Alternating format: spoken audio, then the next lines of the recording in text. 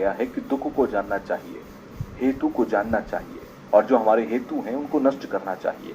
अगर हेतु को नष्ट कर दिया जाए तो फिर वो दोबारा उत्पन्न नहीं हो सकता।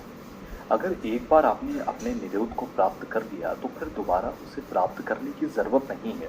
अगर आप एक बार अपने मार्ग का अभ्यास कर लें तो फिर आपको उस पर दोबारा चलने की आवश्यकता नहीं होती। ये एक एक क्रम है, हम उसके अनुसार चलना चाहिए, हमें उसी के अनुसार अनुसरण करना चाहिए। बुद्धत्व को प्राप्त करने का जो प्रमुख हेतु होता है वो बौद्ध चित्त होता है। और जैसा कि सूत्र अलंकार में कहा गया, इसकी जो जड़ है वो करुणा होती है और करुणा में भी महाकरुणा की बात की जाती है। जब तक महाकरुणा नहीं होगी तब तक बुद्धत्व प्राप्त नहीं हो सकता। तो फिर जो करुणा की बात है वो किस प्रकार करनी चाहिए?